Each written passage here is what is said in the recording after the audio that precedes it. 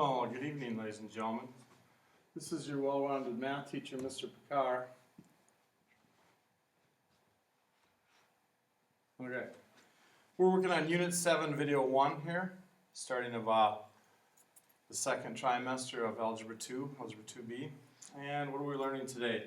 Properties of exponents and scientific notation. We're going to use some of those properties of exponents on scientific notation.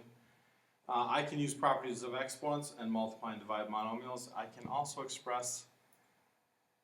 use expressions written in scientific notation. Okay, so let's get started here. Right at the top there it says to simplify an expression containing powers means to rewrite an expression without, what do we got here? Parentheses. So you're going to get rid of parentheses or negative exponents. You can't have any negative exponents in a simplified answer. Also, you should see each variable written only one time. And what they mean by that is this. Let's say we had a fraction 3x squared y all over 7wx. This isn't simplified because there's an x here and an x here. You'd have to simplify it even further. Okay, that's what it means by one variable, only once. Okay. Getting started here. Product of powers. When multiplying monomials, add their exponents. That's what you should write down in that little box there. What it means is this. Okay. If I had something like c squared times c cubed, what I really have, the c squared is c times c times the c cubed, there's 3 c's there, c times c times c. It's all multiplication, so we can drop the parentheses here. I have 5 c's altogether, so this is c to the 5th, which is basically 2 plus 3. So when you multiply two monomials, you take the same base, these are both the same base, they're both c's, you add the exponents. So I'm multiplying these three terms right here, x squared times x cubed times x to the 4th, add the exponents. 2 plus 3 is 5. 5 plus that 4 is 9. This is equal to x to the 9th. Some people put m squared for this. If there's no exponent, it means it's to the first power. So m times m squared is actually 1 plus 2, or m to the 3rd power. Power of a power. I call this power to a power. When taking a power to another power, multiply exponents. Power to power, you see when you have parentheses, an exponent outside those parentheses. So let's say we add x cubed to the 2nd power. What that really means is I have x cubed times itself twice. X cubed times x cubed. When multiplying, you add exponents. 3 plus 3 is 6, so this is x to the 6th. It's the same thing as multiplying the powers. 3 times 2 is 6. So that's where you get x to the 6th from. So here we have parentheses with an exponent outside the parentheses. This is called power. It says power of a power. I always call it power to, or raised to another power. Power to a power. And this is the only time you multiply exponents. 2 times 4 is 8. So this is y to the 8th power. Biggest mistake I see is people will say, oh, that's 2 to the 4th power. 2 to the 4th power is 16. They'll say this is y to the 16th, but that's wrong. You just multiply the exponents when it's power to power. Now, when we get to a problem like this, it's a little bit different. Now remember that y is to the 1st power. When it's power to power, and we have parentheses here with an exponent outside those parentheses, that 3 right there, this is going to be power to power. Okay? So you kind of distribute that 3 through the quantity. Now the 4 here is not an exponent. That's just your coefficient or your number.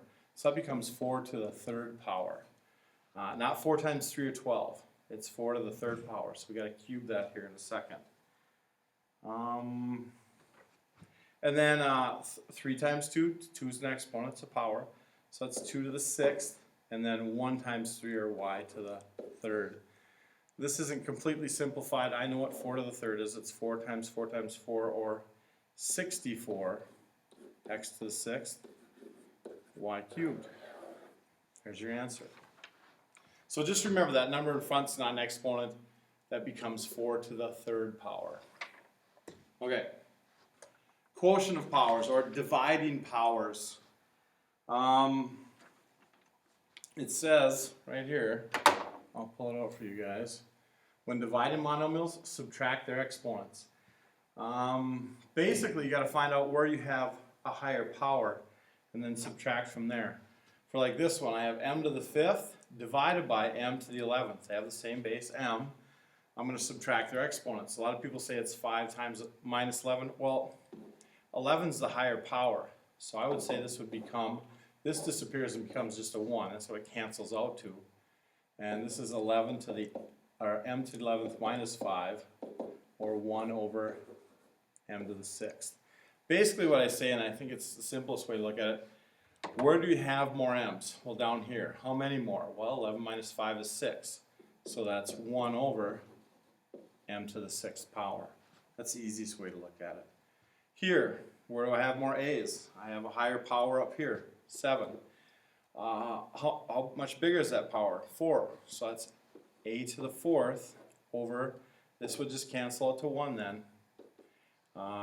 So it's a to the 4th over 1, or just, you would write this as a to the 4th. Anything divided by 1 is itself. Now why does it kind of work that way? Why am I putting that 1 in there? Let's say I had x cubed over x to the 5th. Well, I have 3 x's. I'm multiplying 3 x's up in the numerator, and I'm multiplying 5 down here, like this. X divided by x is just 1. So I have a little 1 up here and a little 1 up here. These cancel out to 1. 1.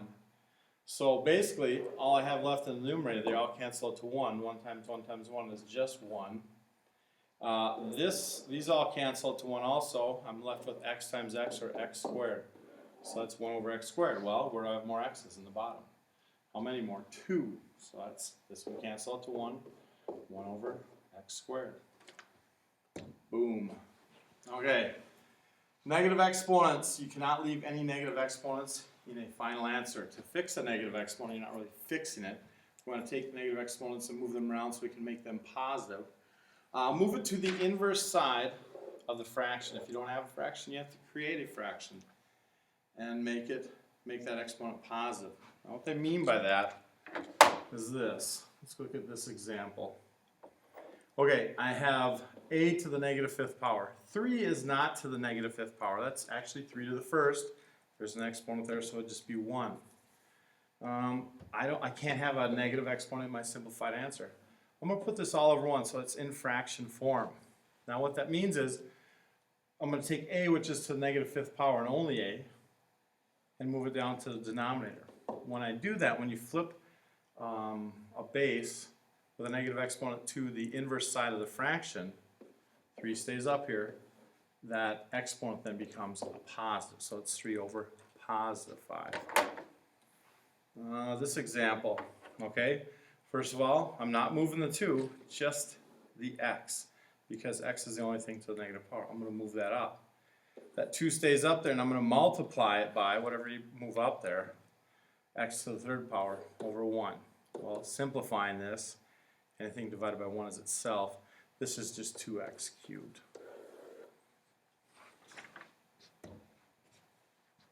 Zero exponents. Anything to the 0 power is, a lot of people say it's 0, and that's wrong. Anything to the 0 power is always 1. What do you mean by that, Picard? Okay, everything inside here, this parentheses, this is power to power, is to the 0 power. Anything raised to the 0 power is 1. So that's just 1. Now this one, people say this whole thing is 1. The only thing to the 0 power here is x. 5 is not to the 0 power, it's not in parentheses. So this is actually 5 times, well, x to the 0 power is 1. 5 times 1 is 5. So if you see a complex problem and zeros in there, I don't know, let's say 16x to the 3rd, y to the negative 2, all over, I don't know, 8x, y to the 0 power. The first thing you can do is this. This is just 1. You can rewrite it as 16x to the 3rd, y to the negative 2, all over 8x if you want. And this isn't simplified. You'd have to keep simplifying it from here. But anything to the 0 power is 1. So get rid of that. Just cancel it out. That's equal to 1. 1 times 8x is just 8x. Okay? Okay, a lot of people are like, okay, no way, Picard. Anything to 0 power can't be 1. Let me show you an example of where this 0 power comes from. 2 to the 3rd power is 2 times 2 times 2. You guys know that that's equal to 8. 2 to the 2nd power is 4. And 2 to the 1st power is just 2. Anything to the 1st power is itself. Now, here we're going down by 1 for our powers. What's the pattern here? 8, 4, 2. You're dividing by 2. Right? So, let's go down by 1 more. 3, 2, 1, 2 to the 0 power. Okay? Now, if we keep this pattern up, we're going to divide 2 by 2. What's 2 divided by 2? 1. Anything to the 0 power is 1. Okay, let's try a few problems here. When you're doing these problems, the first thing you want to check for is there any power to power? Okay? We're going to simplify this. We're going to multiply this and get rid of parentheses. We're not going to FOIL this. This is one term. There's no addition or subtraction in here. This is also one term. That's not minus 4. That's a negative 4. Okay? So a lot of people think they got to FOIL this. You don't FOIL this. You just multiply the two monomials. There is no power to power. Like there's no 2 outside here. If there was, I'd have to distribute this 2 through here before I could multiply the two monomials. So we're always going to take care of power to power first when we're multiplying monomials. There is no power to power. Here's how you multiply. Multiply your coefficients. Okay, 3 times negative 4 is negative 12. Okay, like bases, x squared times x squared, just add the exponents. That becomes x to the 2 plus 2 is 4th power. And finally, y to y to the 2nd times y to the 4th, add the exponents, 2 plus 4 is 6. There you go, negative 12 x to the 4th y to the 6th. Pretty simple when there's no power to power or negative exponents. And speaking of negative exponents, here we go, number 2. There's a lot going on here. You're multiplying 3 monomials. There is negative exponents, and a lot of people are like, well, let's take care of the negative exponents first. I wouldn't. First of all, I'd check for power to power, which there's none. I don't have like a c to the negative first to the 3rd power. If I did, I'd multiply these two, and then I'd multiply the monomials. But I don't have that. So find like bases. A and A, when I multiply those two, you add exponents. Negative 3 plus 2 is negative 1. So to begin with, I have a to the negative 1. There are no other b's. I'm just going to say b to the 4th. I'm multiplying that by a to the negative 1. There are no other c's. So c to the negative 1. Okay, so let's multiply. We got that part done. I have some negative exponents, so I'm going to turn this into a fraction. Now, I need to make those negative exponents positive. How do I do that? Flip them or over the fraction bar. So put them on the inverse side. Now the b to the 4th, that's a positive exponent, so that stays up in the numerator. That's b to the 4th all over. Well, a to the negative 1 comes down to the denominator and becomes a to the positive 1, or just a. I'll put it there. And then c to the negative 1 becomes c to the 1st. You probably wouldn't leave it as a to the 1st, c to the 1st. It's just b to the 4th all over AC. There we go. Then if I'm going too fast for you, try some problems on the worksheet. Don't be afraid to ask questions tomorrow. Okay. There we go. Simplify life. Okay, we got p cubed over p to the 8th. We are dividing here. Let me get a nice bright color here. Actually, let's get a cool color. Yeah. Okay, here we go. So here we go. We got p to the 3rd power of p to the 8th. Where do you have more p's? In the bottom, in the denominator. How many more? 5 more. So this would cancel out to 1. So you just have 1 all over p to the 5th. Okay? Oh, this one, gonna be a little bit more work. First of all, everyone sees that -3 and they think they gotta flip that over the fraction bar, bring that up, but you don't. It's not an exponent, it's just a number. So if it's just an exponent or a number, you just leave it there. Anyway, I have some C's. I have, what do we got here? These coefficients, the number in front. You just reduce that like a regular fraction. There is one negative. 15 divided by -3 it is negative. I always put my negative in the numerator, okay? 3 goes into both of them. 3 goes into 15 5 times, so that'd be -5. And then 3 divided by 3 is just 1, so I'll just leave that as 1. I just move the negative up to the numerator. I have 2 C's in the denominator here. I'm multiplying those, so I should multiply those first before I start working with this C to the 5th up here. So I'll leave that as C to the 5th, D to the 3rd, all over C, 1 times C to the, well, 2 plus 7 is 9, to the 9th. Now I can start working a little bit. This is still -5 on top. Where do I have more C's? I have a C to the 5th or a C to the 9th in the denominator. How many more? 4. So that's C to the 4th. And then D to the 3rd. That's pretty much it. There were no other D's in the problem, so I couldn't multiply or divide with that. And that is simplified. Okay. Here is power 2 power. So let's get busy. You kind of get to distribute this through there. Now, it's going to be 5 times 3 for that p to the 3rd and 5 times 2 for r squared. -2 here is not an exponent. So that's just -2. I'm going to put it in parentheses to the 5th power. P to the 15th, r to the 2 times 5 is 10. Power 2 power, whenever you have parentheses and exponent outside of it, that's considered power 2 power. That's the only time you multiply exponents. Make sure you plug it into your calculator carefully. -2 to the 5th power is -32. P to the 15th, r to the 10th. There's our simplified answer. Okay. Last one here. We got power 2 power and we have negative exponents. The whole fraction is raised to the -3rd power. So this becomes a to the -3rd. There's a little 1 right there. 1 times -3 is -3. 4 to the 1st, so it's going to become this 1 times the -3, 4 to the -3rd. A lot of people evaluate that and say, oh, 4 to the -3rd, that's -12. No, this is just a number, so we can't just multiply those. And it's not -64. I can't evaluate a negative exponent. I have to flip that up to the numerator and make it a positive exponent. Then I can evaluate it. A to the -3rd, that bad boy's got to come down. So we have 4 to the 3rd on top. I made my negative exponent positive by flipping it around the fraction bar. And a to the positive 3rd down here.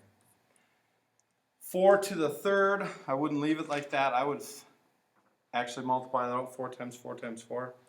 That's 64 all over a to the 3rd. Boom. There's your final answer. Simplified. The form that you usually write numbers in standard form is in standard notation. They give us an example right here. Let me use this now. 8,900 is actually equal to 8.9 times 10 to the 3rd right there.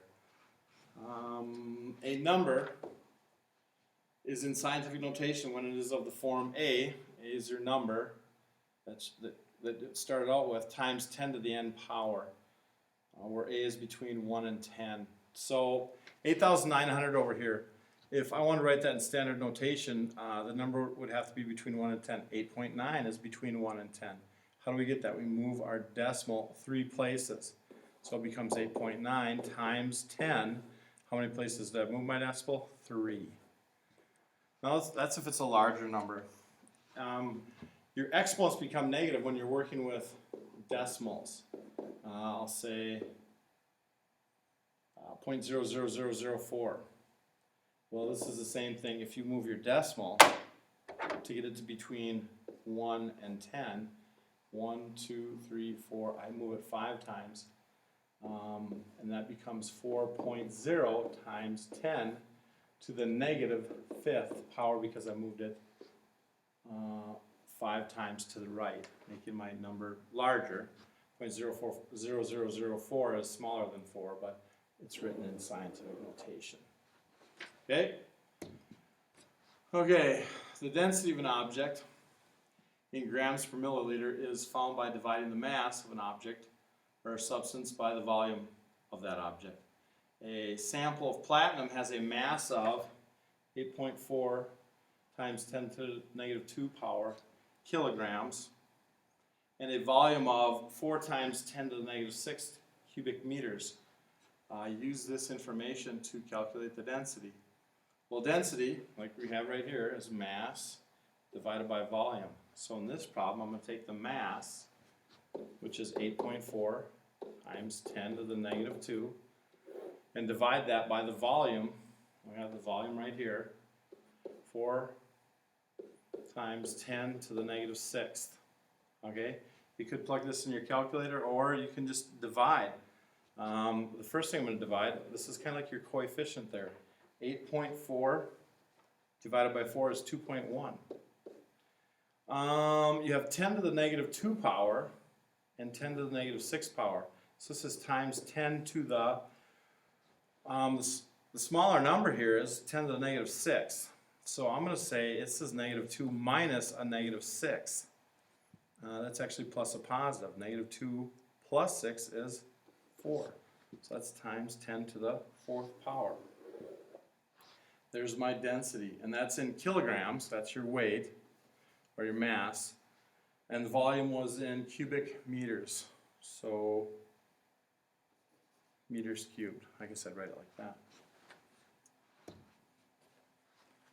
Okay, distance equals rate times time. We're going to use that formula. They give us a little bit of information here. Light travels at the speed of light travels at 3 times 10 to the 8 meters per second. After the sun, the next closest star to Earth is Alpha Centauri C, which is about 4.16 meters away. 4 times 10 to the 16th meters away, which is quite a distance. How long does it take light from Alpha Centauri C to reach Earth? Okay, so let's use what we know. Distance equals rate times time. I know the distance. It's this far away. 4 times 10 to the 16th equals. We're looking for the time. How long does it take light to reach Earth from Alpha Centauri C? The speed is right over here. 3 times 10 to the 8th. 3.00 times 10 to the 8th. Times the time over here. So in order to solve for time, I'm going to divide both sides by 3.00 times 10 to the 8th to get time by itself. And we kind of do it like we did the last problem. First of all, 4 divided by 3. That's 1.3 repeating in your calculator. Times 10 to the, well, what's exponent of 16 up here, exponent of 8 here. When you're dividing and they have the same base, they'll both have a base of 10, you subtract the exponent. 16 minus 8 is 8. So 1.3 times 10 to the 8 seconds is how long it takes light to reach Earth. Okay, the average distance from Earth to the Moon is about 3.84 times 10 to the 8th meters. How long will it take radio signal traveling at the speed of light to cover that distance? Okay, so distance equals rate times time. Once again, we're looking for the time. The distance is 3.84 times 10 to the 8th. My rate is the speed of light again, 3.00 times 10 to the 8th. And we're multiplying this by time. So if I want to solve for time, once again, we're going to divide both sides by the speed of light, which is super fast. Okay, so working with scientific notation. How do we do this? The two numbers in front, you're just going to divide. What is that? I did divide it. It's 1.28 times 10 to the, okay, what's 8 minus 8? 0. So this is not equal to 0. Anything to 0 power is 1. So you can leave it in scientific notation like this. Basically, it's 1.28 seconds. But being this is to the first power, 10 to the 0 power is equal to 1. It's 1.28 times 1, or just 1.28 seconds. There we go. Either answer would be fine in my book.